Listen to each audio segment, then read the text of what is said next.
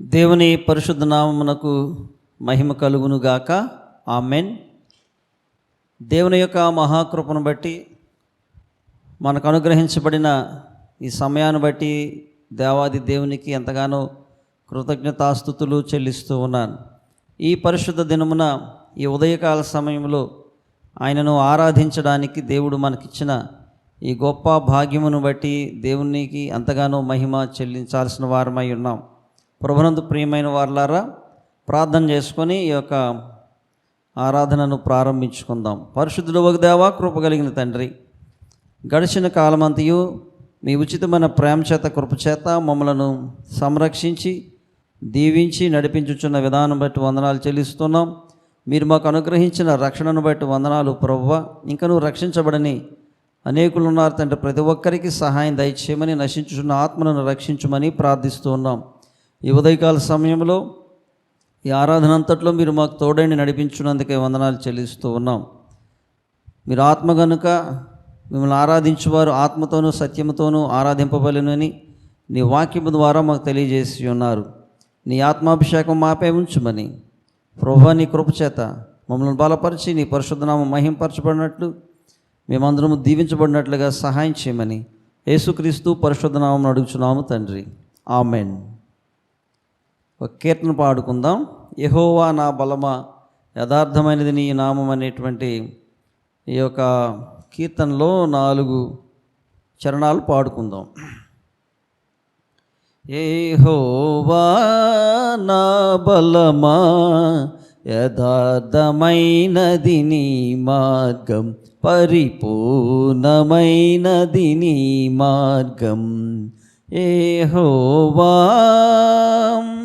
నా శత్రువులు నన్ను చుట్టినను, నరకపు పాశములరికట్టినను, వరద వలె భక్తిహీనులు పొల్లిన, విడువక నన్ను ఎడబాయని దేవా.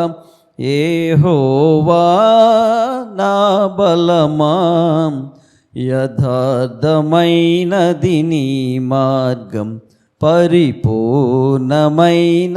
నీ మార్గం. యెహోవా నా దీపమును వెలిగించువాడు, నా చీకటిని వెలుగుగా చేయును. నా దీపమును వెలిగించువాడు, నా చీకటిని వెలుగుగా చేయున్. జలరాశుల నుండి బలమైన చేతితో వెలుపల చేర్చిన బలమైన దేవుడు. యెహోవా నా బలమా, యథార్థమైనది నీ మార్గం, పరిపూర్ణమైనది నీ మార్గం. యెహోవా దయగల వారిపై దయ చూపించును, కఠినుల ఎడల వికటము చూపును. దయగల వారిపై దయ చూపించును, కఠినుల ఎడల వికటము చూపును. గర్విష్ఠుల యొక్క గర్వము నణచును, గర్విష్ఠుల యొక్క గర్వము నణచును. సర్వము నెరిగిన సర్వాధికారి, సర్వము నెరిగిన సర్వాధికారి. యెహోవా నా బలమా, యథార్థమైనది నీ మార్గం, పరిపూర్ణమైనది నీ మార్గం. యెహోవా యెహోవా జీవము గల దేవా, బహుగా స్తుతులకు అర్హుడ నీవు. యెహోవా జీవము గల దేవా, బహుగా స్తుతులకు అర్హుడ నీవు. అన్యజనులలో ధన్యత చూపుచు అన్యజనులలో ధన్యత చూపుచు హల్లెలూయా స్తుతి గానము చేసేద, హల్లెలూయా స్తుతి గానము చేసేద. యెహోవా నా బలమా, యథార్థమైనది నీ మార్గం, పరిపూర్ణమైనది నీ మార్గం. యెహోవా. వాక్యాన్ని చదువుకుందాం. పరిశుద్ధ గ్రంథము నుండి యెషయా గ్రంథము 58వ అధ్యాయము 6వ వచనము నుండి 12వ వచనము వరకు రాయబడి ఉన్న వాక్య భాగాన్ని చదువుకుందాం. యెషయా గ్రంథము 58వ అధ్యాయము 6వ వచన ప్రారంభము. దుర్మార్గులు కట్టిన కట్లను విప్పుటయు, కాడిమాను మోకులు తీయుటయు, బాధింపబడిన వారిని విడిపించుటయు, ప్రతి కాడిని విరుగుగొట్టుటయు నేనేర్పరచుకుని ఉపవాసము గదా. నీ ఆహారము ఆకలిగొనిన వారికి పెట్టుటయు, నీ రక్త సంబంధికి ముఖము తప్పింపకుండుటయు, దిక్కుమాలిన బేదలను నీ ఇంట చేర్చుకునుటయు, వస్త్రహీనుడు నీకు కనబడినప్పుడు వానికి వస్త్రములిచ్చుటయు, ఇదియే కదా నాకు ఇష్టమైన ఉపవాసము. అలాగున నీవు చేసిన ఎడల నీ వెలుగు వేకువ చుక్కవలే ఉదయించును, స్వస్థత నీకు శీఘ్రముగా లభించును, నీ నీతి నీ ముందర నడుచును. యెహోవా మహిమ నీ సైన్యపు వెనుకటి భాగమును కావలికాయును. అప్పుడు నీవు పిలువగా యెహోవా ఉత్తరమిచ్చును, నీవు మొర్రపెట్టగా ఆయన నేనున్నానను. ఇతరులను బాధించుటయు, వేలు పెట్టి చూపి తిరస్కరించుటయు, చెడ్డదానిని బట్టి మాట్లాడుటయు నీవు మాని, ఆశించిన దానిని ఆకలిగొనిన వానికిచ్చి, శ్రమపడిన వానిని తృప్తిపరచని ఎడల చీకటిలో నీ వెలుగు ప్రకాశించును, అంధకారము నీకు మధ్యాహ్నము వలె నుండును. యెహోవా నిన్ను నిత్యము నడిపించును, క్షామకాలమున ఆయన నిన్ను తృప్తిపరచి నీ ఎముకలను బలపరచును. నీవు నీరు కట్టిన తోట వలెను, ఎప్పుడును ఉబుకుచుండు నీటి ఓట వలెను ఉండెదవు. పూర్వకాలము నుండి పాడైపోయిన స్థలములను నీ జనులు కట్టెదరు, అనేక తరముల క్రిందట పాడైపోయిన పునాదులను నీవు మరలా కట్టెదవు. విరుగబడిన దానిని బాగు చేయవాడవనియు, దేశంలో నివసించున్నట్లుగా త్రోవలు సిద్ధపరచువాడవనియు నీకు పేరు పెట్టబడును. ప్రార్థన చేసుకుందాం. పరిశుద్ధుడవగు మా ప్రభువా, కృపగలిగిన తండ్రి, ఈ వాక్య భాగమును బట్టి నీకు కృతజ్ఞతాస్తుతులు చెల్లిస్తూ ఉన్నాం. పరిశుద్ధాత్ముడా, మీరు మాకు సహాయం చేయండి. నీ వాక్య సత్యమును మాకు నేర్పించండి. సర్వసత్యంలోనికి మమ్మల్ని నడిపించండి. ఈ స్వరం వినుచున్న ప్రతి ఒక్కరితో, మాతో, అందరితో మీరు మాట్లాడమని, నీ వాక్యపు వెలుగులో మా జీవితాలను సరిచేసుకోవడానికి సహాయం చేయమని, నీ యొక్క కృపచేత మమ్మల్ని బలపరిచి నడిపించమని యేసుక్రీస్తు పరిశుద్ధ నామమున అడుగుచున్నాము తండ్రి, ఆమేన్. సియోను ప్రార్థనా మందిర విశ్వాసులకు, అలాగే ఈ స్వరం వినుచున్నటువంటి ప్రతి ఒక్కరికి ప్రభువైన యేసుక్రీస్తు పేరట వందనాలు తెలియజేసుకుంటూ ఉన్నాను. దేవుని యొక్క మహాకృపను బట్టి ఈ ఉదయకాల సమయంలో ఈ రీతిగా దేవుని యొక్క వాక్యమును ధ్యానించుటకు, కుటుంబాలుగా దేవుని యొక్క పరిశుద్ధ నామాన్ని బట్టి సంతోషిస్తూ ఆయనను ఆరాధించడానికి ప్రభువు మనకు చూపినటువంటి ఈ గొప్ప కృపను బట్టి ఆయనకు ఎంతగానో మనము కృతజ్ఞతాస్తుతులు చెల్లించాల్సిన వారమై ఉన్నాం. ఈ యొక్క భయంకరమైన ఈ పరిస్థితుల్లో ప్రభువు మనలను, మన కుటుంబాలను భద్రపరిచినందుకై దేవునికి మనము కృతజ్ఞతాస్తుతులు చెల్లించాలి. మరింత నమ్మకంగా ఆయన కొరకు మనము జీవించాల్సిన వారమై ఉన్నాం. ఇక్కడ చదవబడినటువంటి ఈ వాక్య భాగాన్ని మనము జాగ్రత్తగా పరిశీలించినప్పుడు దేవుడు చెబుతూ ఉన్నాడు, ఉపవాసము లేక ప్రార్థన. ఉపవాసము అనంటే మనము దేవునికి సమీపంగా ఉండి ప్రత్యేకంగా ప్రార్థించడం, కొన్ని ఆహార నియమాలు పాటించి ఆహారం తీసుకొనకుండా ప్రత్యేకంగా ప్రార్థనకు మనము సమయాన్ని హెచ్చించి చేసేటువంటి ప్రార్థన. ఇక్కడ ఈ యొక్క అధ్యాయంలో ఉపవాస ప్రార్థన గురించి ప్రారంభించి ఏ రీతిగా చేయాలి అనేది తెలియచేశారు. ఉపవాసం ఉండి ప్రార్థిస్తూ జీవించేటువంటి వారి యొక్క జీవితాలు దేవుని యొక్క వాక్యమునకు అనుకూలంగా లేనప్పుడు దేవుని యొక్క ఇష్టాన్ని, దేవుని యొక్క చిత్తమును నెరవేర్చలేనటువంటి బలహీన స్థితిలో ఉండడం అనేది దేవునికి ఇష్టము కాదు అని ఈ అధ్యాయంలో మొదటి వచనాల్లో మనకు కనబడుతుంది.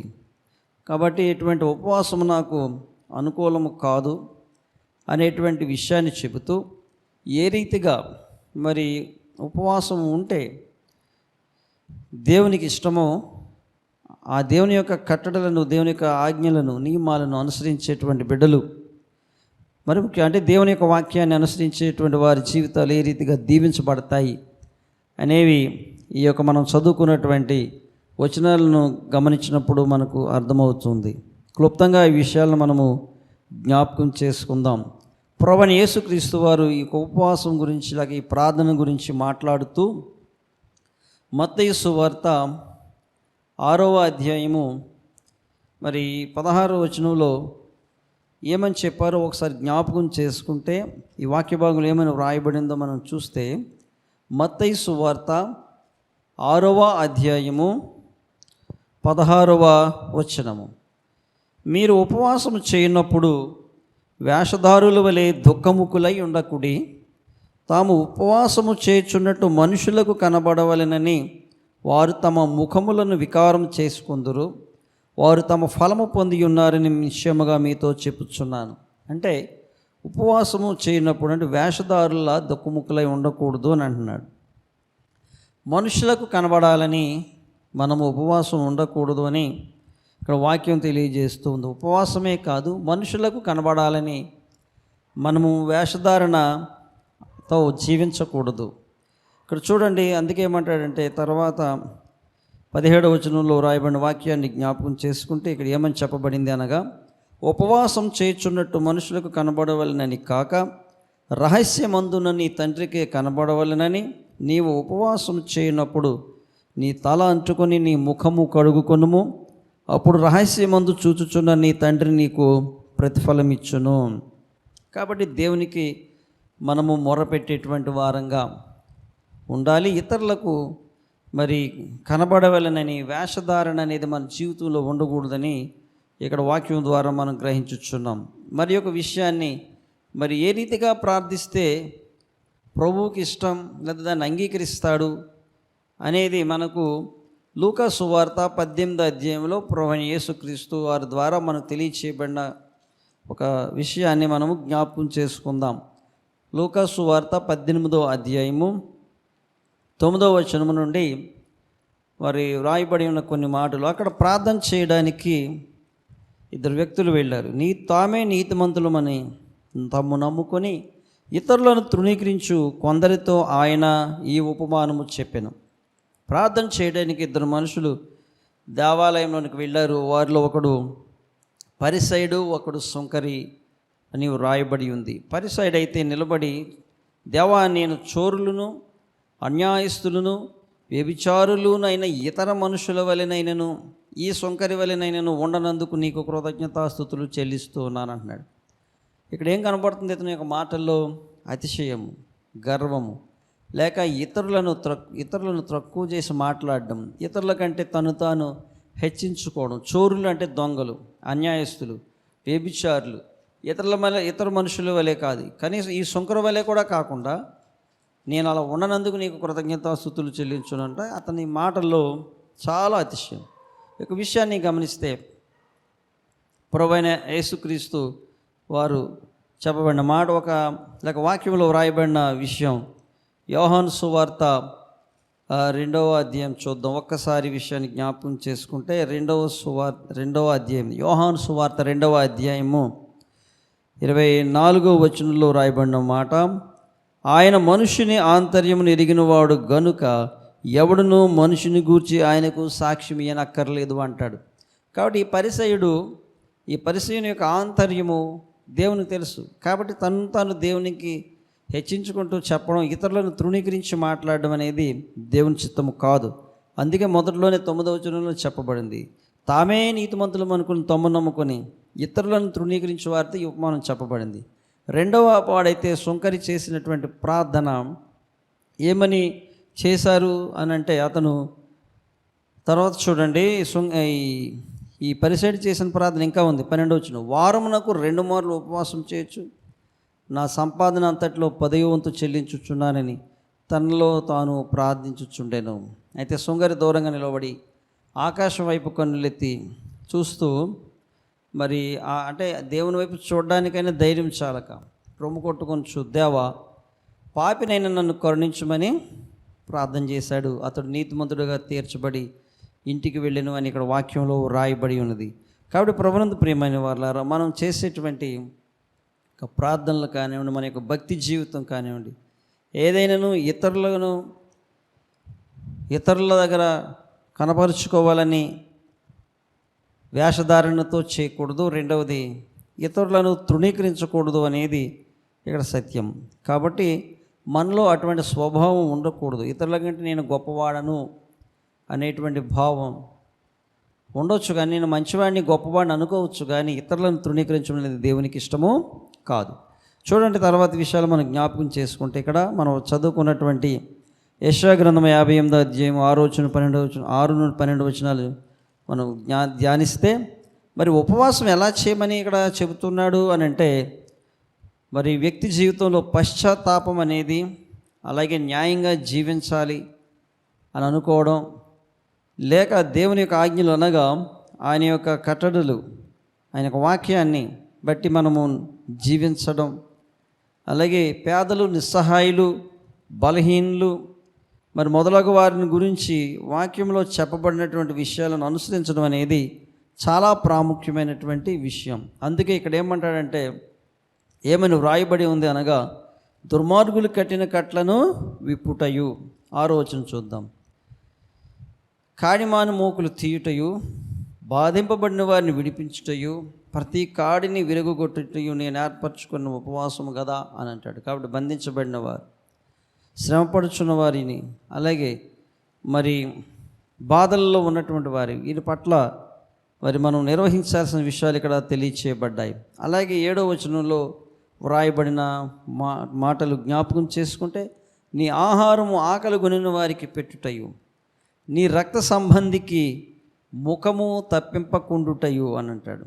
ఆకలి కొన్న వారికి ఆహారం ఇవ్వడం, అలాగే దిక్కుమాలిన బేదలను నీ ఇంట చేర్చుకొనడం, వస్త్రహీనుడు నీకు కనబడినప్పుడు వానికి వస్త్రములు ఇవ్వడం, ఇదే కదా నాకు ఇష్టమైనటువంటి ఉపవాసము అని చెబుతున్నాడు. కాబట్టి దేవుడు మనకిచ్చినటువంటి ఈ యొక్క నియమాలను మనము అనుసరించడం ద్వారా మేలైనటువంటి దీవెనను, ఆశీర్వాదాలను మనం పొందుకుంటాం. చూడండి, ఇంకా దేవుడు మనకి ఏమేమి విషయాలు తెలియచేశారు అనేది మనం జ్ఞాపకం చేసుకుంటే, యెషయా గ్రంథంలోనే 1వ అధ్యాయము 17వ వచనం చూస్తే, కీడు చేయటం మానుడి, మేలు చేయ నేర్చుకొనుడి, న్యాయము జాగ్రత్తగా విచారించుడి, హింసించబడు వానిని విడిపించుడి, తండ్రి లేని వానికి న్యాయం తీర్చుడి, విధవరాలి పక్షముగా వాదించుడి. అలాగే చూడండి, ఇంకొక రెఫరెన్స్, యెహెజ్కేలు గ్రంథము 18వ అధ్యాయము 5వ వచనం నుంచి మనం కొద్ది మాటలు జ్ఞాపకం చేసుకుందాం. యెహెజ్కేలు గ్రంథము 18వ అధ్యాయము 5వ వచనం నుండి, ఒకడు నీతిపరుడై నీతి న్యాయములను అనుసరించువాడై ఉండి పర్వతముల మీద భోజనము చేయకయు, ఇశ్రాయేలీయులు పెట్టుకుని విగ్రహముల తట్టు చూడకయు, తన పొరుగువాని భార్యను చెరపకయు, బహిష్ట అయిన దానిని కూడకయు, ఎవరినైనాను బాధ పెట్టకయు, రుణస్థునికి అతని తాకట్టును చెల్లించి బలాత్కారము చేత ఎవనికైనాను నష్టము కలుగుజేయకయు నుండువాడై, ఆకలి గలవానికి ఆహారం ఇచ్చి, దిగంబరికి బట్ట ఇచ్చి, వడ్డీకి అప్పియ్యకయు, లాభము చేపట్టకయు, అన్యాయము చేయకయు, నిష్పక్షపాతముగా న్యాయము తీర్చి, యథార్థపరుడై నా కట్టడలను గైకొనుచు నా విధులను అనుసరించుచుండిన ఎడల వాడే నిర్దోషియగును, నిజముగా వాడు బ్రతుకును. ఇదే ప్రభువైన యెహోవా వాక్కు. కాబట్టి ప్రభువునందు ప్రియమైన వారలారా, దేవుడు మనకి ఇచ్చినటువంటి ఈ నియమాలు, ఇక విషయాలు, మనకు తెలియజేయించినటువంటి విషయాలను మనము మన జీవితంలో అనుసరించే వారంగా ఉండాలి. అలాగే మత్తయి సువార్త 25వ అధ్యాయము 35వ వచనం నుంచి 36 వచనాలు, 2 వచనాలు మనము జ్ఞాపకం చేసుకుందాం. ఇక్కడ రాయబడినటువంటి విషయాలు, ఇక్కడ మత్తయి సువార్త 25వ అధ్యాయము 35, 36 వచనాలు. నేను ఆకలి కొంటిని, మీరు నాకు భోజనం పెట్టిదిరి. ఈ సందర్భాన్ని నేను జ్ఞాపకం చేస్తాను. మనుష్య కుమారుడు అంటే మహిమతో తన దూతలతో వచ్చినప్పుడు తన మహిమగల సింహాసనం మీద ఆసీనుడై ఉంటాడని, సమస్త జనులు ఆయన ఎదురు పోగు చేయబడతారని, వారిని 2 సమూహాలుగా చేయబడతారని, కుడివైపున కొందరిని ఎడమవైపున కొందరిని ఆయన వేరు చేసినప్పుడు కుడివైపున ఉన్న వారిని చూచి, నా తండ్రి చేత ఆశీర్వదించబడిన వారులారా రండి, లోకము పుట్టినది మొదలుకొని మీ కొరకు సిద్ధపరచబడిన రాజ్యమును స్వతంత్రించుకునండి అని అంటూ, ఎందుచేత వారికి అటువంటి దీవెన ఇవ్వబడిందో 35, 36 వచనాల్లో చూస్తే, నేను ఆకలి కొంటిని, మీరు నాకు భోజనం పెట్టితిరి, దప్పిగొంటిని, నాకు దాహం ఇచ్చితిరి, పరదేశినై ఇంటిని, నన్ను చేర్చుకొంటిరి, దిగంబరినై ఇంటిని, నాకు బట్టలు ఇచ్చితిరి, రోగినై ఇంటిని, నన్ను చూడవచ్చితిరి, చెరసాలలో ఉంటిని, నా యొద్దకు వచ్చితిరని చెప్పును. అంటే ఈ రీతిగా మరి దేవునికి చేశారు, నాకు చేశారు అని ఆయన చెబుతూ ఉన్నాడు. అయితే వారంటారంట, ఎప్పుడు అలా చేశాం ప్రభువా అని ప్రతి అంశాన్ని ప్రశ్నించినట్లుగా 37, 38 ఆ వచనాలు, 39 వచనాల వరకు వాళ్ళు తిరిగి మరలా అదే విషయాన్ని అడుగుతారు. నీవెప్పుడు దిగంబరగా ఉన్నావు, లేక ఎప్పుడు ఆకలిగా ఉన్నావు, ఎప్పుడు మేము నీ దగ్గరకు వచ్చి, నువ్వు ఎప్పుడు చెరసాల్లో ఉన్నావు, ఎప్పుడు రోగువై ఉన్నావు అని అడుగుతారు. అప్పుడు ప్రభువు చెప్పినటువంటి మాట 40వ వచనంలో, అందుకు రాజు అన్నాడు, మిక్కిలి అల్పులైన ఈ నా సహోదరులలో ఒకనికి మీరు చేసితిరి గనుక నాకు చేసితిరని నిశ్చయముగా మీతో చెప్పుచున్నానని వారితో అనును. కాబట్టి ప్రభువునందు ప్రియమైన వారలారా, ఈ సహోదరులలో అటువంటి బలహీనమైన వారికి మనం మేలు చేసినప్పుడు అది దేవునికి చేసినట్లుగా ఇక్కడ రాయబడి ఉంది. పైగా వారు ఎటువంటి స్థితిలో ఉన్నారంటే, నా తండ్రి చేత ఆశీర్వదింపబడిన వారులారా అని పిలువబడుతూ ఉన్నారు. ఇంకేమంటున్నారు, లోకము పుట్టినది మొదలుకొని మీ కొరకు సిద్ధపరచబడిన రాజ్యమును స్వతంత్రించుకొనుడి. ఎంత గొప్ప ధన్యత. కాబట్టి విశ్వాసం అనేది క్రియారూపంలో మనము చూపించాల్సినటువంటి అవసరత ఉంది. మన విశ్వాసం ఉంది. విశ్వాసముతో పాటు మరి దేవునిని సంతోషపెట్టేటువంటి క్రియలు మనము చేయాల్సినటువంటి అవసరత కూడా ఇక్కడ కనబడుతుంది. ఇంకొక వచనాన్ని, ఇంకొక వాక్య భాగాన్ని మనం ఈ సందర్భంలో జ్ఞాపకం చేసుకుంటే, యాకోబు పత్రిక 1వ అధ్యాయము 27వ వచనము. యాకోబు పత్రిక 1వ అధ్యాయము 27వ వచనం. తండ్రి అయిన దేవుని ఎదుట పవిత్రమును నిష్కళంకమునైన భక్తి ఏదనగా, దిక్కులేని పిల్లలను, విధవరాండ్రను వారి ఇబ్బందులో పరామర్శించుటయు, ఇహలోక మాలిన్యము తనకంటకుండా తన్ను కాపాడుకొనుటయే. కాబట్టి మనము ఒకటి అనుకుంటాం, ఈ లోక సంబంధమైన ఏ మలినము, ఏ పాపము మనల్ని అంటుకోకుండా కాపాడుకోవడమే నిజమైన పరిశుద్ధత, భక్తి అనుకుంటాము. కానీ ఇక్కడ రెండవ విషయం కూడా చెప్పబడింది. ఏమని అనంటే, దిక్కులేని పిల్లలను, విధవరాండ్రను వారి ఇబ్బందులు పరామర్శించుట అనేటువంటి క్రియ కూడా ఈ భక్తి లేక విశ్వాసానికి జోడించబడింది. కాబట్టి అందుకే ఇక్కడ ఈ యెషయా గ్రంథంలో ఆయన అంటారు, ఉపవాసం ఉండి మీరు ప్రార్థన చేస్తూ ఉన్నారు, మంచిదే, కానీ క్రియలు లేనటువంటి ఆ క్రియ లేక ఆ క్రియలు లేనటువంటి ఆ ఉపవాసము లేక ఆ ప్రార్థన అది నాకు ఇష్టము కాదు అని ఏ రీతిగా ఉండాలి ఇప్పుడు మనం ధ్యానించినటువంటి ఈ వాక్యాల ద్వారా గ్రహించగలిగి ఉన్నాం. ఇప్పుడు మనము ఇది గమనిస్తే, ఈ రీతిగా చేసినప్పుడు, ఆ రీతిగా దేవునికి ఇష్టమైనటువంటి వారంగా మనం ఉన్నప్పుడు మనకు కలిగేటువంటి దీవెనలు ఏమిటో ఇక్కడ చాలా స్పష్టంగా వ్రాయబడ్డాయి. చూడండి, తర్వాత వచనం నేను చదువుతూ ఉన్నాను. 8వ వచనము 5వ లైన్లో, అలాగు నీవు చేసిన ఎడల నీ వెలుగు వేకువ చుక్కవలే ఉదయించును అని అంటాడు. కాబట్టి వెలుగును గూర్చి చెప్పబడింది. వెలుగు నీ వెలుగు అని అన్నాడు. వెలుగు అనేది మన జీవితంలో కలుగుతుంది అని చెప్పబడినది మొదటిది. రెండవది స్వస్థత అన్నారు. స్వస్థత నీకు శీఘ్రముగా లభించును అంటాడు. అలాగే దేవుని యొక్క నీతి నీ ముందర, నీ నీతి నీ ముందర నడుచును. యెహోవా మహిమ నీ సైన్యపు వెనుకటి భాగమును కావలి కాయను అని అంటాడు. కాబట్టి చూడండి, వెలుగు అనేది ఏమిటి అని అంటే, ఆది యందు దేవుడు వెలుగు కలుగును గాక అంటే వెలుగు కలిగినని చెప్పబడింది, అక్కడ రాయబడినటువంటి విషయం. అలాగే ఇక్కడ మనం చూస్తే మరి కీర్తనకారుడు 27వ కీర్తన ఒకసారి జ్ఞాపకం చేసుకుందాం. చూడండి, 27వ కీర్తన మొదటి చరణాన్ని మనం చూస్తే, యెహోవా నాకు వెలుగును రక్షణయునై ఉన్నాడు. చూడండి, దేవుడే వెలుగును రక్షణయునై ఉన్నాడని చెప్పబడింది. అక్కడ మనం చదివినటువంటి వాక్య భాగంలో ఏముంది? నీకు వెలుగు ఉదయించును అన్నాడు. అలాగు నీవు చేసిన యెడల నీ వెలుగు వేకువ చుక్కవలే ఉదయించును అంటే దాని అర్థం దేవుడే వెలుగు రక్షణ అని చెప్పబడినప్పుడు మనము మన జీవితాలు మరి వెలిగించబడతాయి అని మనము గ్రహించాల్సిన అవసరత ఉంది. అలాగే 43వ కీర్తన 3వ చరణాన్ని మనం జ్ఞాపకం చేసుకుంటే, నీ వెలుగును నీ సత్యమును బయలుదేరజేయము, అవి నాకు త్రోవ చూపును, అవి నీ పరిశుద్ధ పర్వతమునకును నీ నివాస స్థలములకును నన్ను తోడుకొని వచ్చును. కాబట్టి దేవుని యొక్క వెలుగు ఎటువంటిది అని అంటే, అది మనకు త్రోవ చూపేది. ఏ త్రోవ? అది నిత్య మార్గము. నీ పరిశుద్ధ పర్వతమునకును నీ నివాస స్థలములకును నన్ను తోడుకొని వచ్చును. కాబట్టి మనల్ని నడిపించేటువంటి వెలుగు.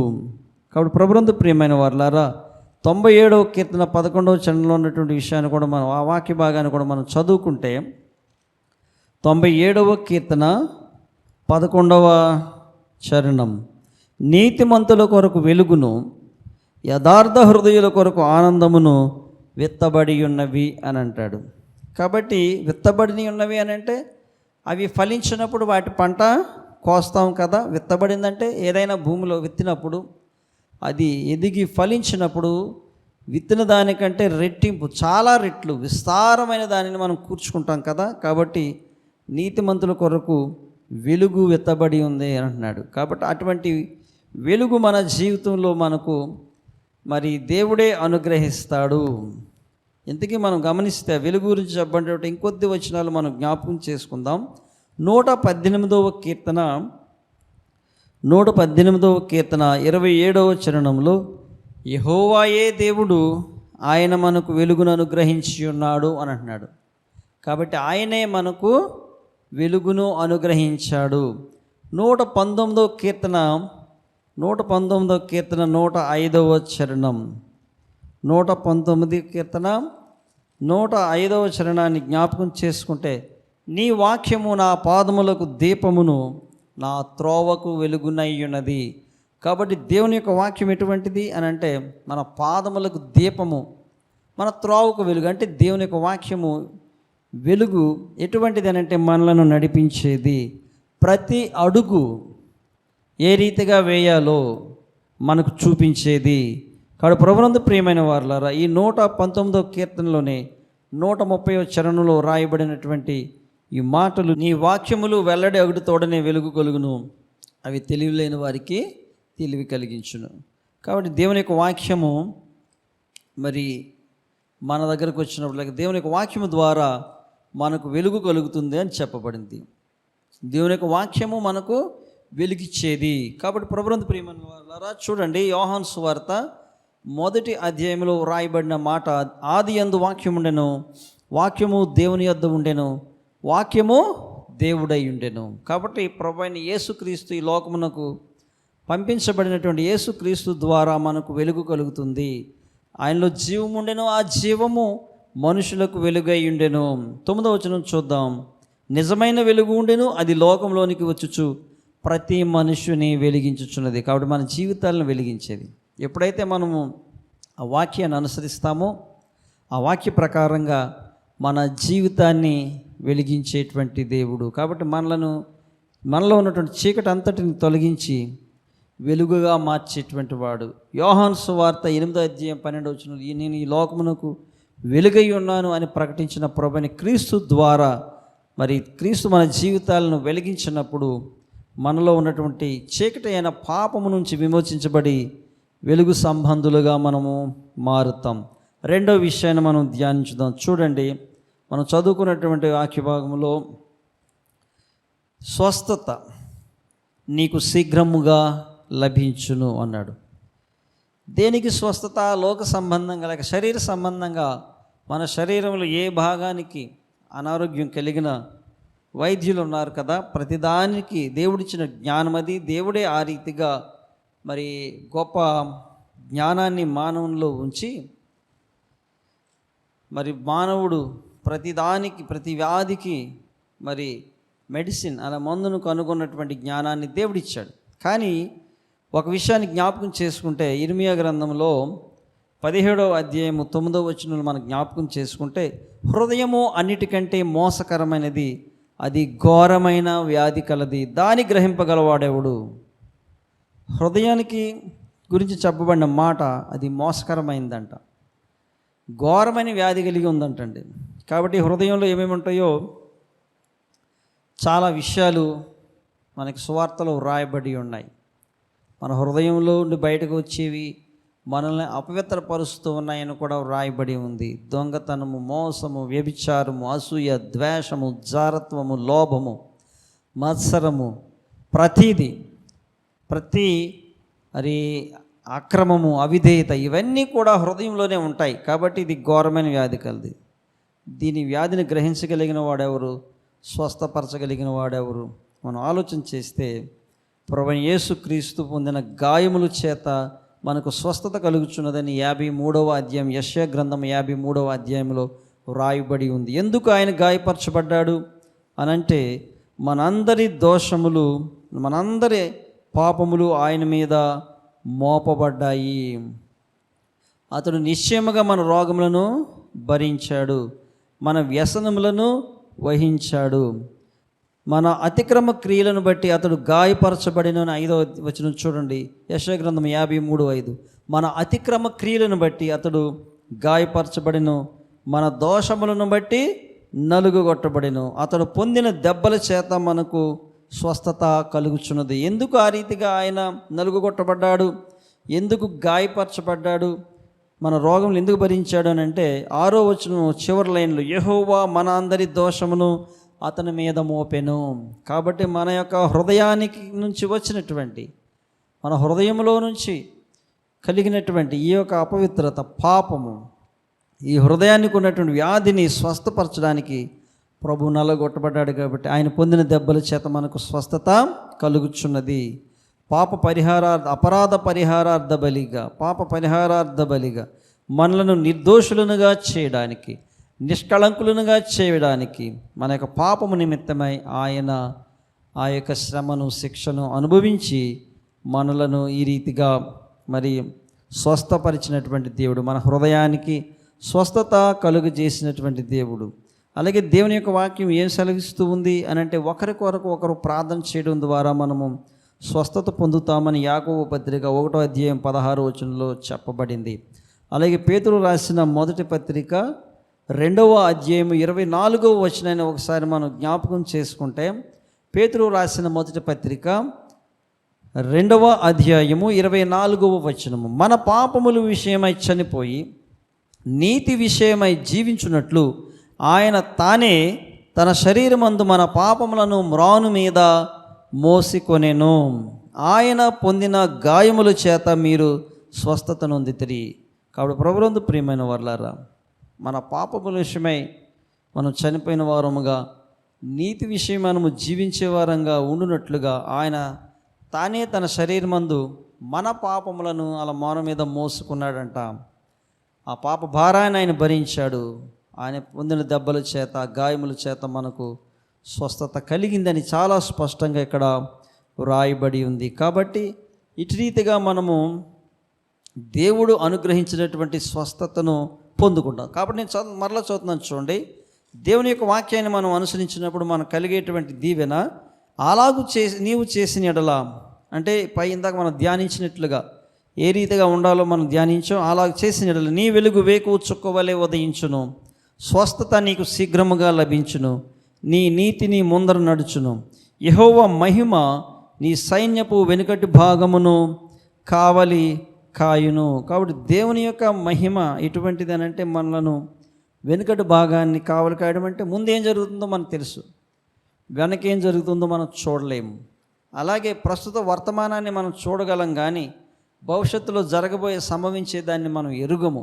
కానీ సమస్తమును ఎరిగినటువంటి దేవుడు మనలను మేలైన స్థితిలో ఉంచడం కొరకు వర్తమానంలోని రాబోయే దినాల్లో కలిగేటువంటి శోధనలు, శ్రమలు, ఇరుకులు, ఇబ్బందుల నుండి తప్పించుకోవడానికి తగినటువంటి రీతిలో దేవుడే మనకు తన కాపుదలను అనుగ్రహిస్తాడు. తర్వాత చూడండి, నీవు పిలువగా యెహోవా ఉత్తరం ఇచ్చును అని చెప్పబడింది. ఇక్కడ చూడండి, మహిమను గురించి మనం ఒక్క మాట మనం ఆలోచిస్తే, మహిమ కలిగినటువంటి దేవుడు మనలను కూడా మహిమ కలిగిన వారిగా మారుస్తాడు. మహిమ కలిగిన వారుగా మారుస్తాడు. ఏ రీతిగా దేవుని యొక్క మహిమను మనకు ధరింపజేసేటువంటి వాడు. రెండు విషయాలు మనం జ్ఞాపకం చేసుకుందాం. ఫిలిప్పీలకు రాసిన పత్రిక 3వ అధ్యాయం 21వ వచనంలో ఏమని రాయబడి ఉందంటే, సమస్తమును తనకు లోపరుచుకుని జాలిన శక్తిని బట్టి ఆయన మన దీన శరీరమును తన మహిమగల శరీరమునకు సమరూపము గలదానిగా మార్చును. అంటే మన యొక్క శరీరాన్ని దేవుని యొక్క మహిమ కలిగినటువంటి శరీరమునకు సమరూపముగా మార్చడం అంటే మనల్ని కూడా అటు రీతిగా మహిమ కలిగిన వారుగా చేయడం. అలాగే కొలసీలకు రాసిన పత్రిక 3వ అధ్యాయము 4వ వచనంలో రాయబడిన వాక్య భాగాన్ని జ్ఞాపకం చేసుకుంటే, మనకు జీవమై ఉన్న క్రీస్తు ప్రత్యక్షమైనప్పుడు మీరును ఆయనతో కూడా మహిమయందు ప్రత్యక్షపరచబడుదురు. కాబట్టి దేవుడు మనకి ఎట్టి మహిమను అనుగ్రహించాడు చూడండి. మనకు జీవమై ఉన్న క్రీస్తు ప్రత్యక్షమైనప్పుడు మీరును ఆయనతో కూడా మహిమయందు ప్రత్యక్షపరచబడుదురు. పేతురు రాసిన మొదటి పత్రిక 5వ అధ్యాయము 4వ వచనాన్ని జ్ఞాపకం చేసుకుందాం. పేతురు రాసిన మొదటి పత్రిక 5వ అధ్యాయము 4వ వచనం. ఇక్కడ సందర్భం వేరు, కానీ ఎటువంటిది ఇవ్వబడింది అని అంటే, దేవుని యొక్క మరి పని చేసేటువంటి వారు, దేవుని యొక్క మాటకు లోబడేటువంటి వారు, దేవుడు అప్పగించిన బాధ్యతలను నమ్మకంగా నిర్వర్తించే వారికి దేవుడు అనుగ్రహించేటువంటి గొప్ప బహుమానం గురించి ఇక్కడ చెప్పబడింది. పేతురు రాసిన మొదటి పత్రిక 5వ అధ్యాయం 4వ వచనంలో, ప్రధాన కాపరి ప్రత్యక్షమైనప్పుడు మీరు వాడబారిన మహిమ కిరీటము పొందుదురు అని.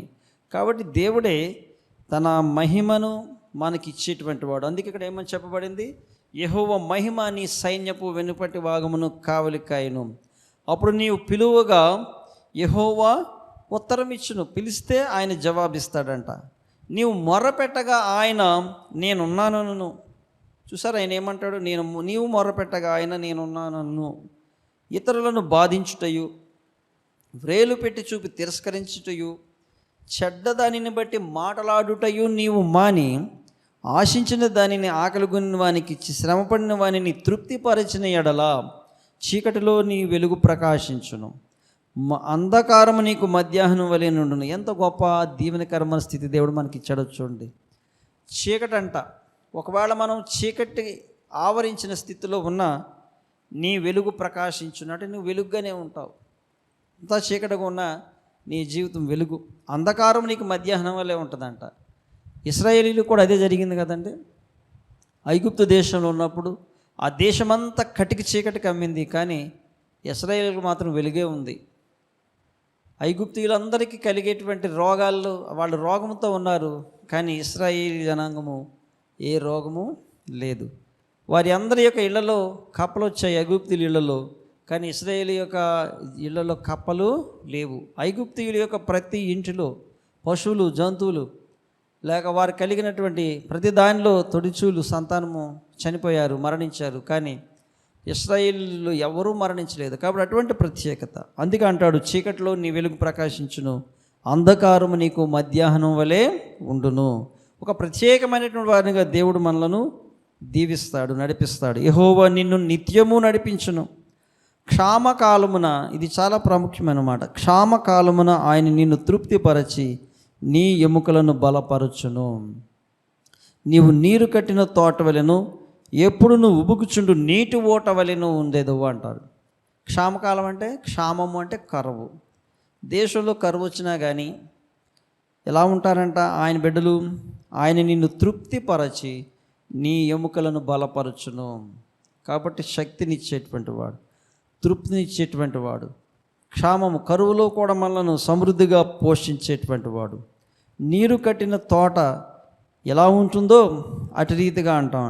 ఎప్పుడు నువ్వు ఉబుకుచుండు నీటి ఊట వలె ఉంటావు అని చెప్పబడింది. ఎప్పుడు ఉబుకుచుండు నీటి ఊట వలె. కాబట్టి ప్రభునందు ప్రియమైన వారులారా, చివరిగా ఒక విషయాన్ని జ్ఞాపకం చేసి నేను ముగిస్తాను. ఇక్కడ సామెతల గ్రంథము 4వ అధ్యాయము 23వ వచనాన్ని మనం జ్ఞాపకం చేసుకుంటే, సామెతల గ్రంథము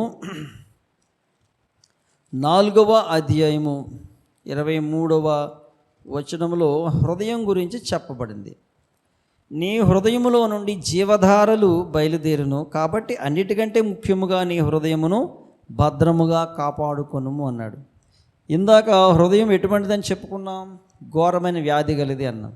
దేవుడు స్వస్థపరిచినప్పుడు అది ఏ రీతిగా మారుతూ ఉంది? జీవధారలు ప్రవహించేటువంటి దానిగా మన హృదయాన్ని మార్చేస్తాడంట. అంటే మనలోంచి మనము జీవాన్ని పొందుకుంటాం. మనలో నుండి బయటకు వెళ్ళేటువంటి ప్రతి మాట ఇతరులకు జీవాన్ని కనుపరిచేదిగా ఉంటుంది. అందుకే అన్నాడు తండ్రి అయిన దేవుడు అబ్రహాముతో, నీవు ఆశీర్వదించబడతావు, నిన్ను బట్టి అనేక జనములు ఆశీర్వదించబడతారు, అనేకులకు ఆశీర్వాద కారణంగా ఉంటావు అని. ఇక్కడ యోహాను సువార్త 7వ అధ్యాయము 37, 38, 39 వచనాల్లో మనం గమనిస్తే ప్రభువైన యేసుక్రీస్తు వారు ఏమన్నారనంటే, ఎవడైనను దప్పిగొనిన ఎడల నా యొద్దకు వచ్చి దప్పి తీర్చుకొనవలెను, నా యందు విశ్వాసముంచువాడెవడో లేఖనము చెప్పినట్టు వాని కడుపులో నుండి జీవజల నదులు పారునని బిగ్గరగా చెప్పాను. ఏం పారుతాయినాడు? జీవజల నదులు. నది అంటే మాట్లాడండి. కాబట్టి అక్కడ యెషయా గ్రంథంలో రాయబడింది ఏంటి? ఎప్పుడూ ఉబుకుచుండు నీటి ఊట వలె ఉంటామంట. ఇంకా అది నీటి ఊట ఆగిపోద్దా? ఆగదు. వర్షం లేకపోయినా, బయట ఎంత ఎటువంటి వేడైనా లేకపోతే వేసవ, ఇది ఏ కాలమైనా కానీ ఇది ఎప్పుడూ ఉబుకుచునే ఉంటుంది నీటి ఊట. కాబట్టి ఇక్కడ చూడండి, దేవుని యందు విశ్వాసం ఉంచువాడు ఎలా ఉంటాడంటే వాని కడుపులో నుండి జల నదులు పారునని యేసుక్రీస్తు అన్నారు. అక్కడ 39వ వచనంలో దానికి వివరణ ఇవ్వబడింది. తన యందు విశ్వాసం ఉంచువారు పొందబోవు ఆత్మను గూర్చి ఆయన ఈ మాట చెప్పెను. కాబట్టి ఇక్కడ మనం చూస్తే యెషయా గ్రంథంలో నీవు నీరు కట్టిన తోట వలెను, ఎప్పుడు ఉబుకుచుండు నీటి ఊట వలెను ఉండేదవు. కాబట్టి దేవుడే తన ఆత్మతో మనలను నింపి ఆ రీతిగా దీవెనకరమైన స్థితిలో ఉంచుతాడు. కాబట్టి ప్రభునందు ప్రియమైన వాళ్ళారా, మనం దేవుని యొక్క వాక్యాన్ని అనుసరిస్తూ దేవునికి ఇష్టలుగా జీవించినప్పుడు మరి దేవుడే మన జీవితాలను వెలిగిస్తాడని, దేవుడు మనలను స్వస్థపరిచేవాడుగా ఉన్నాడని, మనలను సంరక్షించేవాడు, రక్షించేవాడని, మనం మొరపెట్టినప్పుడు మనకు ఉత్తరం ఇచ్చేవాడని, ఈ రీతిగా మరి దేవుని యొక్క ఆజ్ఞలను కట్టడలను అనుసరించుట ద్వారా ఏ పరిస్థితుల్లోనైనా మనము దీవెనకరమైన స్థితిలోనే ఉంటాము అని, చీకటి అయినా వెలుగుగా ఉంటుందని, అంధకారమైనా కానీ మధ్యాహ్నం వలె ఆయన చేస్తాడు మన జీవితాల్లోని. మరి ముఖ్యముగా ప్రాముఖ్యమైన వాగ్దానం, యెహోవా నిన్ను నిత్యము నడిపించును. ఎంతకన్నా గొప్ప భాగ్యం ఏం కావాలి చెప్పండి? దేవుడే మనలను నిత్యము మనకు తోడుగా ఉండి నడిపించేటువంటి ధన్యకరమైనటువంటి స్థితి. క్షామకాలంలో కూడా తృప్తిపరిచి మన ఎముకలను పరుస్తాను అని చెప్పబడిన వాగ్దానము. కాబట్టి ఇటువంటి ధన్యకరమైన స్థితిని దేవుడు మనకి ఇస్తూ ఉన్నాడు. కాబట్టి ప్రతి ఒక్కరము దేవుని యొక్క వాక్యాన్ని అనుసరించే వారంగా, దేవునికి ఇష్టమైన రీతిలో మనము ఉండేటట్లుగా మరి మనము సిద్ధపరచుకోవాలి. అటు రీతిగా దేవుని యొక్క కృప కొరకు, సహాయం కొరకు వేడుకోవాలి. అప్పుడు దేవుడు మనల్ని బలపరిచి నడిపిస్తాడు, దీవిస్తాడు. ఈ గ్రంథములో ఈ దినము మనము ధ్యానించినటువంటి ప్రతి దీవెన ఆశీర్వాదాన్ని దేవుడు మనకి ఇవ్వాలి అని అంటే దేవుని యొక్క వాక్యాన్ని మనం అనుసరించాలి, ఆయనకి ఇష్టమైన రీతిలో మనం జీవించాలి. అప్పుడు ఈ ధన్యతలన్నీ మనకు వస్తాయి. అటువంటి గొప్ప భాగ్యము ప్రభువు మనకు అనుగ్రహించును గాక. ఆమెన్. పరిశుద్ధుడు ఒక దేవా, కృపగలిగిన తండ్రి, ఈ వాక్య భాగాన్ని మా జీవితాల్లో మీరు స్థిరపరచండి. వాక్యమును వినుట మట్టుకే కాక దానిని అనుసరించేటువంటి వారుగా ఉండునట్లుగా నీ కృప దయచేయమని, మమ్మలను బలపరచుమని, సహాయము అనుగ్రహించుమని యేసు పరిశుద్ధ నామమున అడుగుచున్నాము తండ్రి. ఆమెన్. కీర్తన పాడుకుందాం. నీ రక్తమే నన్ను శుద్ధీకరించు అనేటువంటి కీర్తన 3 చరణాలు పాడుకుందాం. నీ రక్తమే నన్ను శుద్ధీకరించున్, నీ రక్తమే నా బలము, నీ రక్తమే నన్ను శుద్ధీకరించున్, నీ రక్తమే నా బలము, నీ రక్తధారలే ఇలా పాపికాశ్రయం బీచును. పరిశుద్ధ తండ్రి పాపిని కడిగి పవిత్రపరచుము, పరిశుద్ధ తండ్రి పాపిని కడిగి పవిత్రపరచుము. నీ రక్తమే నన్ను శుద్ధీకరించున్, నీ రక్తమే నా బలము. నశించు వారికి నీ సిలువ వెర్రితనముగనున్నది, రక్షింపబడుచున్న పాపికి దేవుని శక్తి అయ్యున్నది, రక్షింపబడుచున్న పాపికి దేవుని శక్తి అయ్యున్నది. నీ రక్తమే నన్ను శుద్ధీకరించున్, నీ రక్తమే నా బలము. నీ సిల్వలో కార్చినట్టి విలువైన రక్తధారచే పాప విముక్తి చేసితివి, పరిశుద్ధ దేవతనయుడా. పాప విముక్తి చేసితివి, పరిశుద్ధ దేవతనయుడా. నీ రక్తమే నన్ను శుద్ధీకరించున్, నీ రక్తమే నా బలము. వాక్య భాగాన్ని చదువుకుందాం. కొరింథీయులకు రాసిన మొదటి పత్రిక 11వ అధ్యాయము 23వ వచనము నుండి వ్రాయబడి ఉన్న వాక్య భాగాన్ని జ్ఞాపకం చేసుకుందాం. నేను మీకు అప్పగించిన దానిని ప్రభువు వలన పొందితిని. ప్రభువైన యేసు తాను అప్పగింపబడిన రాత్రి ఒక రొట్టెను ఎత్తుకొని కృతజ్ఞతాస్తుతులు చెల్లించి దానిని విరిచి, ఇది మీ కొరకైన నా శరీరము, నన్ను జ్ఞాపకము చేసుకుంటుకై దీనిని చేయుడని చెప్పెను. ఆ ప్రకారమే భోజనమైన పిమ్మట ఆయన పాత్రను ఎత్తుకొని, ఈ పాత్ర నా రక్తము వలననైనా క్రొత్త నిబంధన, మీరు దీనిలోనిది త్రాగునప్పుడల్లా నన్ను జ్ఞాపకం చేసుకున్నట్టుకై దీనిని చేయడని చెప్పెను. మీరు ఈ రొట్టెను తిని ఈ పాత్రలోనిది త్రాగునప్పుడల్లా ప్రభువు వచ్చే వరకు ఆయన మరణమును ప్రచురించుదురు. కాబట్టి ఎవడు అయోగ్యముగా ప్రభువు యొక్క రొట్టెను తినునో లేక ఆయన పాత్రలోని త్రాగునో వాడు ప్రభు యొక్క శరీరమును గూర్చియు రక్తమును గూర్చియు అపరాధియగును. కాబట్టి ప్రతి మనుషుడు తన్ను తాను పరీక్షించుకొనవలెను, అలాగు చేసి ఆ రొట్టెను తిని ఆ పాత్రలోంది త్రాగవలెను. ప్రభువు శరీరమని వివేచింపక తిని త్రాగువాడు తనకు శిక్షావిధి కలుగుటకే తిని త్రాగుచున్నాడు. ఇందువలననే మీలో అనేకులు బలహీనులను రోగులునై ఉన్నారు, చాలామంది నిద్రించుచున్నారు. అయితే మనలను మనమే విమర్శించుకుని ఎడల తీర్పు పొందకపోదుము. మనము తీర్పు పొందిన ఎడల లోకముతో పాటు మనకు శిక్షావిధి కలుగుకున్నట్లు ప్రభువు చేత శిక్షింపబడుచున్నాము. కాబట్టి ప్రభునందు ప్రియమైన వారలారా, ప్రభువైన క్రీస్తు తాను అప్పగింపబడిన రాత్రి మరి తాను అప్పగించినటువంటి ఈ యొక్క క్రమము, శిష్యులను మరి ఉద్దేశించి ప్రభువు చెప్పినటువంటి మాటలను మనం జ్ఞాపకం చేసుకుంటూ ఉన్నాం. అలాగే మరి మనకు కూడా అనుగ్రహించబడినటువంటి ఈ యొక్క క్రమాన్ని మనం అనుసరిస్తూ ఉన్నాం. ప్రభువైన క్రీస్తు అప్పగింపబడిన రాత్రి రొట్టెను ఎత్తుకొని మరి కృతజ్ఞతాస్తుతులు చెల్లించి విరిచి వారికి ఇచ్చాడు. కాబట్టి రొట్టెను విరుచుచున్నటువంటి ప్రతిసారి మన కొరకే నలుగుగొట్టబడినటువంటి శరీరాన్ని జ్ఞాపకం చేసుకోవాలి. పాత్రను ఎత్తుకొని దానిని ఆశీర్వదించి కృతజ్ఞతాస్తుతులు చెల్లించి తీసుకొని త్రాగుడి, ఇది మీ కొరకైన నా నిబంధన రక్తం అన్నాడు. అనేకుల కొరకు చిందింపబడుచున్న నిబంధన రక్తము అని చెప్పబడింది.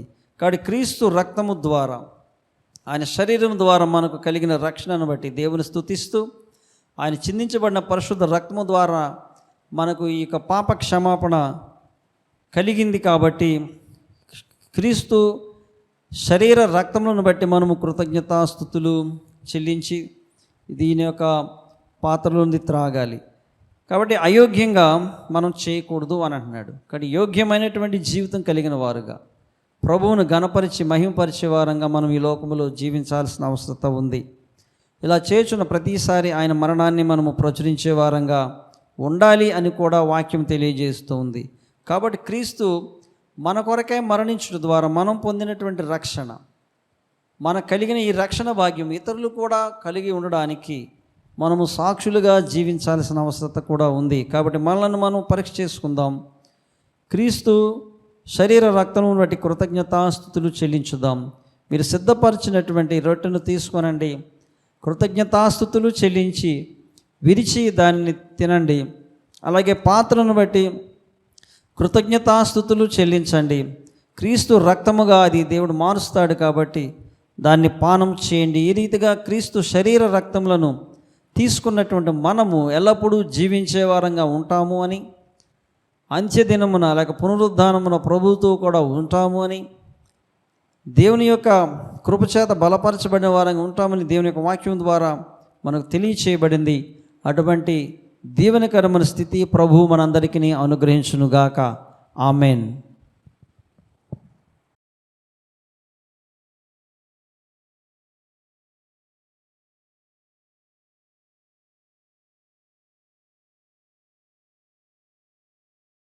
ప్రభువైన యేసు తాను అప్పగింపబడిన రాత్రి ఒక రొట్టెని ఎత్తుకొని దానిని ఆశీర్వదించి విరిచి ఆయన శిష్యులకి ఇచ్చి, తీసుకొని తినుడి, ఇది మీ కొరకైన నా శరీరం అని సెలవిచ్చాను. దేవుని యొక్క వాక్యములో వ్రాయబడి ఉన్నటువంటి మాట యోహాను సువార్తలో, నా శరీరము లోకమునకు జీవమునిచ్చడి నిజమైన ఆహారమై ఉన్నదని ప్రభువైన యేసుక్రీస్తు తెలియజేయించినటువంటి వాక్య ప్రకారంగా మనము దేవునికి కృతజ్ఞతాస్తుతులు చెల్లించుదాం. పరిశుద్ధుడు మా ప్రభువా, కృప కలిగిన తండ్రి, మా కొరకై నలుగుగొట్టబడిన నీ శరీరమును బట్టి కృతజ్ఞతాస్తుతులు చెల్లిస్తూ ఉన్నాం. నీ శరీరము ఈ లోకమునకు జీవమునిచ్చడి నిజమైన ఆహారము అని సెలవిచ్చారు ప్రభువా. మీరు పొందిన దెబ్బల చేత ప్రభువా మాకు స్వస్థత కలుగుచున్నది. మీరు పొందిన గాయములు, మీరు మా కొరకు అనుభవించిన శిక్ష ప్రభువా, అందును బట్టే మేము ఈ రీతిగా రక్షించబడిన వారముగా నెమ్మది కలిగిన స్థితిలో ఉన్నాము తండ్రి. నీ పరిశుద్ధ శరీరమును బట్టి నీకు కృతజ్ఞతాస్తుతులు చెల్లిస్తున్నాం. ఈ రొట్టెను మీరు ఆశీర్వదించమని, విరిచి దీనిని తీసుకొని చుండగా నీ శరీరముగా మార్చుమని యేసుక్రీస్తు పరిశుద్ధ నామమున అడుగుచున్నాము తండ్రి. ఆమెన్.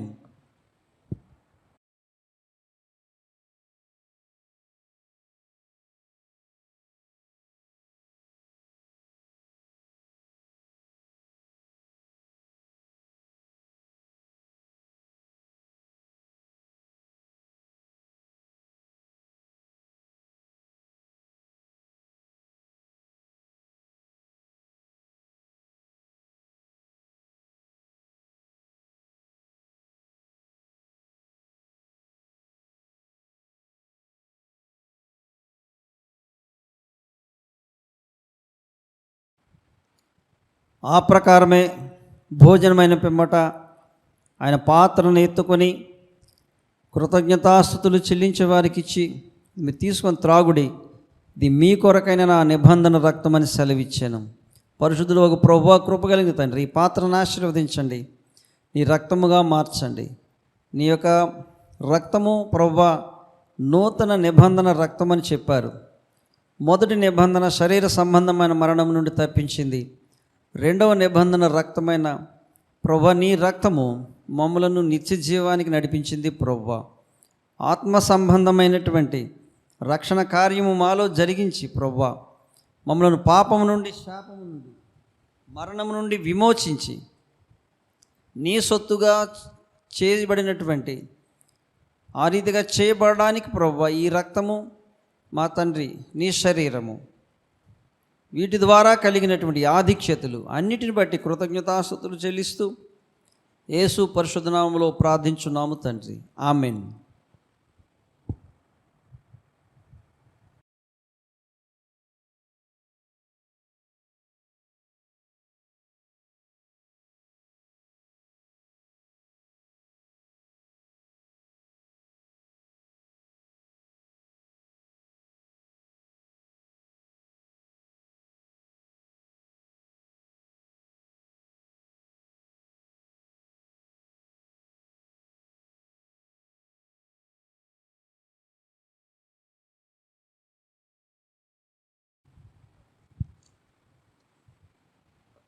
నీ రక్తమే నన్ను శుద్ధీకరించున్, నీ రక్తమే నా బలము, నీ రక్తమే నన్ను శుద్ధీకరించున్, నీ రక్తమే నా బలము. స్తుతి మహిమ ఘనతయు యుగ యుగంబులకును, స్తుతి మహిమ ఘనతయు యుగ యుగంబులకును. స్తుతి పాత్ర నీకే చెల్లును, స్తోత్రార్హుడా నీకే తగును. స్తుతి పాత్ర నీకే చెల్లును, స్తోత్రార్హుడా నీకే తగును. నీ రక్తమే నన్ను శుద్ధీకరించున్, నీ రక్తమే నా బలము. పరిశుద్ధుడవగు మా ప్రభువా, కృప కలిగిన తండ్రి, నీ శరీర రక్తముల ద్వారా మాకు కలిగినటువంటి గొప్ప ఆధిక్యతను బట్టి వందనాలు తండ్రి. పాపము నుండి, శాపమైన మరణము నుండి మమ్మల్ని విమోచించి నిత్యరాజ్యవాసులనుగా చేసిన దేవా మీకు వందనాలు చెల్లిస్తున్నాం. మా జీవితకాలమంతయు యోగ్యమైన ప్రవర్తన కలిగిన వారముగా, మీరు వచ్చు పర్యంతము మీ మరణమును ప్రచురించే వారముగా ఉండినట్లుగా సహాయం దయచేయమని అడుగుచున్నాం. మా శరీరము ప్రభువా, మా ప్రాణము, మా ఆత్మను నిత్య జీవమునకే సంరక్షించినందుకే కృతజ్ఞతాస్తుతులు చెల్లిస్తూ ఉన్నాం. ఈ కార్యంలో పాల్గొన్న ప్రతి బిడ్డను దీవించి బలపరచుమని యేసుక్రీస్తు పరిశుద్ధ నామమున అడుగుచున్నాము తండ్రి. ఆమేన్. ప్రభునందు ప్రియమైన వారలారా, దేవుని యొక్క మహాకృపను బట్టి ఉదయకాల సమయంలో ఈ రీతిగా దేవునిని ఆరాధించేటువంటి గొప్ప అవకాశాన్ని, సమయాన్ని, ఆధిక్యతను ప్రభు మనకిచ్చినందుకై ఆయనకి ఎంతగానో మనము స్తుతి చెల్లించాల్సిన వారమై ఉన్నాం. గడిచినటువంటి రాత్రి 24 గంటలు ప్రార్థన చేసినటువంటి ప్రతి ఒక్కరికి ప్రత్యేక వందనాలు తెలియజేస్తూ ఉన్నాను. ప్రభు మిమ్మలను, మీ కుటుంబాలను సమృద్ధిగా దీవించునుగాక. ఆమెన్. అలాగే రాబోయే దినాల్లో వైద్యులు సూచించుచున్నట్లుగా థర్డ్ వేవ్ అనేది ఉండకుండా దేవుని యొక్క కృప కొరకు మనం ప్రార్థన చేద్దాం. దేవుని చిత్తమైతే అటువంటి భయంకరమైనటువంటి పరిస్థితి మన దేశంలో, మన రాష్ట్రంలో, మన గ్రామాల్లో ఉండకుండానట్లు దేవుడు కృప చూపమని మనము ప్రార్థన చేద్దాం. అలాగే ప్రతి ఒక్కరి కొరకు, సమస్త జనుల క్షేమం కొరకు మనం నిత్యము ప్రార్థించే వారంగా ఉందాం. అటువంటి కృప ప్రభువు మనకు దయచేయునుగాక. ఆమెన్. ప్రార్థన దీవెనతో ఈ యొక్క ఆరాధన క్రమాన్ని ముగించుకుందాం. పరిశుద్ధుడు ఒక మా ప్రభువా, కృప కలిగిన తండ్రి, మీరు మాకిచ్చిన ఈ గొప్ప ఆధిక్యతలన్నింటిని బట్టి వందనాలు చెల్లిస్తున్నాం. మా జీవితాలను వెలిగించేవాడవని, మా యొక్క హృదయానికి స్వస్థత చేకూర్చి నీ జీవపు వెలుగుతో నింపేవాడవని నీ వాక్యము ద్వారా మాకు మా తండ్రి తెలియజేసినందుకే వందనాలు చెల్లిస్తూ ఉన్నాం. అటు రీతిగా వెలిగించబడినటువంటి వారి జీవితాలు ఏ రీతిగా ఫలభరితంగా ఉంటాయో మాకు తెలియజేశారు ప్రభువా. ఎప్పుడు ఉబ్బుకుచుండు నీటి ఊటవలెను, నీరు కట్టిన తోటవలెను ఉంటాము అని ప్రభువా, మీరే నిత్యము మమ్మల్ని నడిపించేవాడవుగా ఉంటావు అని నీ దీవెనకరమైనటువంటి స్థితిని మేము కలిగి ఉండే కృప దయచేయమని మేము ప్రార్థన చేస్తూ ఉన్నాం. తండ్రి, మా సంఘ బిడ్డలందరినీ, ప్రతి కుటుంబాన్ని నీ చేతులకు అప్పగించుకుంటున్నాం. ఇక ఆరాధనలో ఏకీభవించినటువంటి వారిని, వారి కుటుంబాలను నీ చేతులకు అప్పగించుకుంటున్నాం. ప్రతి ఒక్కరిని మీరు భద్రపరిచి సంరక్షించండి, ఆరోగ్యమును క్షేమమును అనుగ్రహించండి. కీర్తనకారుడు ప్రార్థించిన రీతిగా నా జీవితకాలమంతయు కృపాక్షేమములే నా వెంట వచ్చును అని ప్రభువా ఆయన ప్రార్థించారు, స్తుతించారు. అటు రీతిగా మా అందరి జీవితాల్లో నీ కార్యం జరిగించమని, కృపయు క్షేమము మా జీవితంలో ఉన్నట్లుగా దీవించమని మేము ప్రార్థిస్తూ ఉన్నాం. యజమానులను బలపరచండి, వారి చేతి పనిని మీరు ఆశీర్వదించండి, సమృద్ధి దయచేయండి. ఆయా రాష్ట్రాల్లో, ఆయా పట్టణాల్లో, విదేశాలలో ఉన్నటువంటి మా ప్రియులు, వారి కుటుంబాలను మీరు భద్రపరిచినందుకే వందనాలు. వారిని బలపరచండి, దీవించండి ప్రభువా. అలాగే ప్రభువా, చంటి బిడ్డలు, యవన బిడ్డలు, వృద్ధులను కనికరించమని అడుగుతున్నాం. విద్యార్థుల యొక్క జీవితాల్లో మీరు కృప చూపించి వారి యొక్క జ్ఞానాన్ని మీరు వృద్ధి చేయమని మేము ప్రార్థిస్తూ ఉన్నాం. ఉద్యోగ ప్రయత్నాల్లో ఉన్న మా ప్రియులు స్థిరపడినట్లుగా దీవించండి. వివాహం కొరకే ప్రార్థన చేస్తున్న మా ప్రియులు, వారికి వివాహాలు మీరు సమకూర్చండి ప్రభువా. బలహీనులను బలపరచండి. అనేక మంది కోవిడ్-19 బారిన పడినారు, వారందరిపై నీ పరిశుద్ధ రక్తాన్ని ప్రోక్షిస్తూ ఉన్నాం. ప్రతి బిడ్డను స్వస్థపరిచి ఆరోగ్యం దయచేయమని అడుగుతున్నాం తండ్రి. ఇదిగో ప్రభువా, మీరు మాకు ఇచ్చిన ఈ సమయాన్ని బట్టి మరి ఒకసారి వందనాలు చెల్లిస్తూ, మమ్మలను, మా కుటుంబాలు, మా బిడ్డలు, మాకు ఇచ్చిన సమస్తాన్ని మీరు దీవించుమని, నీ చిత్తమైతే ప్రభువా, నీ రాకడ ఆలస్యమైతే మరి ఒక పరిశుద్ధ దినమని ఈ రీతిగా మేమందరం ఏకీభవించి నిన్ను ఆరాధించుటకు కృపదయ చేయమని మా ప్రభువును మా రక్షకుడునైన యేసుక్రీస్తు పరిశుద్ధ నామమున ప్రార్థించుచున్నాము తండ్రి. ఆమెన్. మన తండ్రి అయిన దేవుని ప్రేమ, కుమారుని యేసుక్రీస్తుని కృప, పరిశుద్ధాత్మని యొక్క అన్యోన్య సహవాసము మనకు, మన కుటుంబాలకు, ఈ పరిచర్య అంతటికిని, సార్వత్రిక సంఘమునకును నిరంతరము తోడయుండి నడిపించునుగాక. ఆమెన్. ప్రభువు మిమ్మల్ని సమృద్ధిగా దీవించునుగాక. ఆమెన్. అందరికీ వందనాలు.